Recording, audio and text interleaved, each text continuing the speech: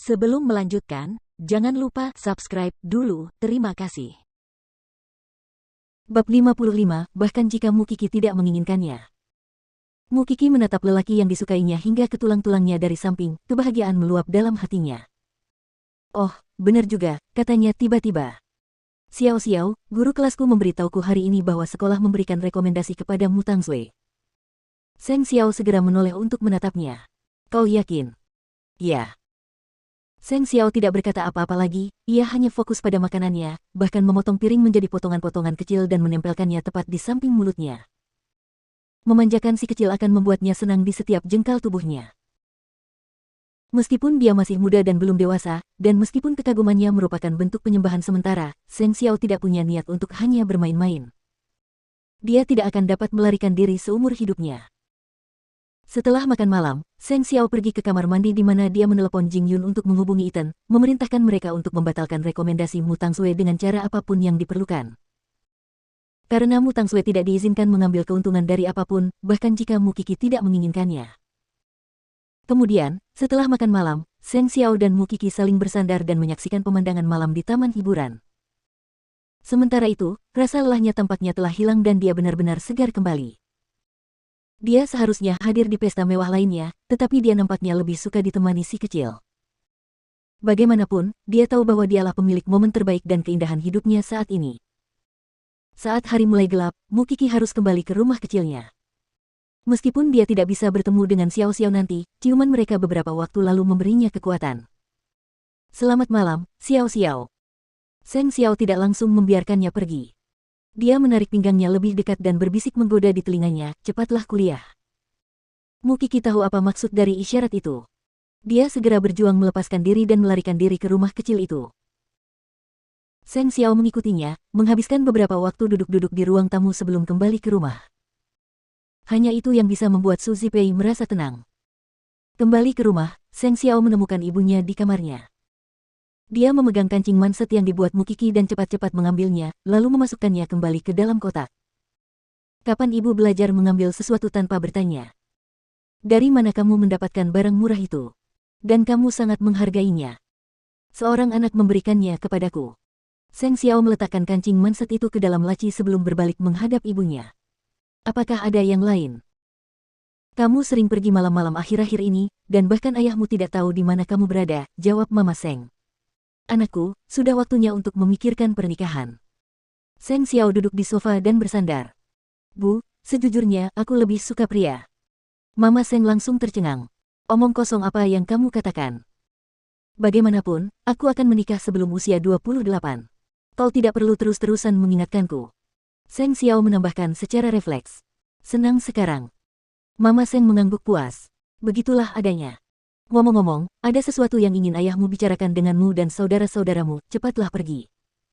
Seng Xiao mengangguk. Setelah Mama Seng pergi, barulah dia mengeluarkan kancing manset itu lagi untuk mempelajarinya.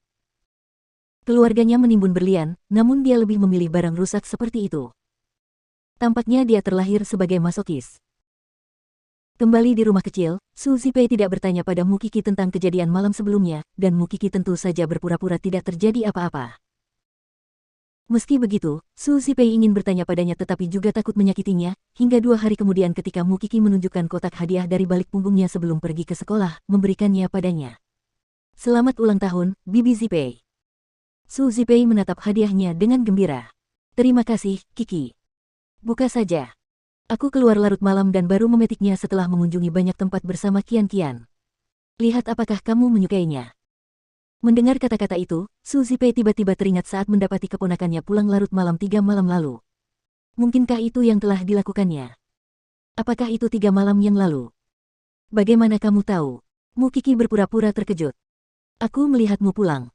Su Zipei merasa lega karena Mukiki keluar untuk mendapatkan hadiah ulang tahunnya, bukan untuk bertemu seorang pria. Terlebih lagi, dia baru saja keluar dari rumah untuk makan malam bersama Seng Xiao. Apakah pria misterius yang dibicarakan Mu Tangsui itu benar-benar ada? Mukiki tersenyum dan membantu Su Zipei membuka hadiahnya, itu adalah bros bunga sakura yang sangat disukai Su Zipei sehingga dia tidak mau berpisah dengannya. Aku akan tetap menyukainya karena ini hadiahmu untukku. Mukiki merasa kasihan kepada bibinya. Itu karena dia tidak cukup berani untuk mengambil risiko bahwa Su Zipei akan memprotes karena dia tidak memberitahu bibinya tentang Seng Xiao. Lebih dari itu, dia akan melakukan apa saja untuknya. Di pagi hari, Su Zipei merasa tersentuh dan Mu Qi senang. Namun, dia mendapati Mu Tangsue sedang menatapnya dengan penuh kebencian di luar kelas. Aku ingin bicara denganmu. Di sini baik-baik saja. Mu Qi tidak ingin memberinya kesempatan untuk melakukan trik. Apa kau yakin, adikku? Tatapan mata Mu Tangsue sedingin es dan dia tampak sangat kesal. Meski begitu, Mu Qi mengangguk tanpa tanda-tanda kelemahan. Apakah menurutmu kita masih harus bersikap sopan satu sama lain? Baiklah. Mu Tangsue memalingkan muka seolah menenangkan diri, sebelum bertanya, dasar pembunuh, berapa banyak masalah yang masih ingin kau timbulkan pada keluarga setelah membunuh nenek?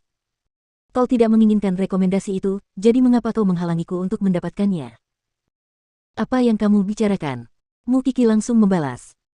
Beranikah kau mengatakan kau tidak melakukannya? Kau pembunuh berdarah dingin, keluarga kami mengusirmu hanya karena kau membunuh nenek. Beranikah kau menyangkalnya? Mu Tangsue benar-benar histeris. Dia mungkin telah menanggung lebih dari yang dapat dia tanggung, dan Mu Qi memaksanya untuk melewatinya. Lagi pula, rekomendasi yang sudah hampir pasti akan diterima tiba-tiba hilang begitu saja. Siapa lagi yang bisa melakukan itu selain Mu Qi? Karena sudah waktunya untuk menyerah, mereka bisa berbagi momen kehancuran bersama. Mu Tangsue sedang mengalami masa sulit di rumah, dan mereka berdua harus menderita bersama. Teman-teman sekelasnya yang lain segera berkumpul di sekitar mereka karena apa yang dikatakan Mu Tangsue. Apa yang kamu lihat? Mu Qi adalah seorang pembunuh. Dia membunuh neneknya sendiri. Jadi itu wajah aslimu. Mu Qi membalas. Apakah kau akhirnya melepas topengmu? Jadi ternyata wanita muda yang lembut itu juga bisa berteriak dan menjerit, menatap orang lain dengan jahat dan menjadi marah. Dan kupikir kau tidak akan pernah mengamuk seumur hidupmu. Aku sudah muak denganmu, Mu Qi. Mu Tangsue mendidih dengan kesal. Dengan hak apa kau mengambil sesuatu yang menjadi milikku? Apa yang menjadi milikmu? Tidakkah menurutmu kau terlalu percaya diri?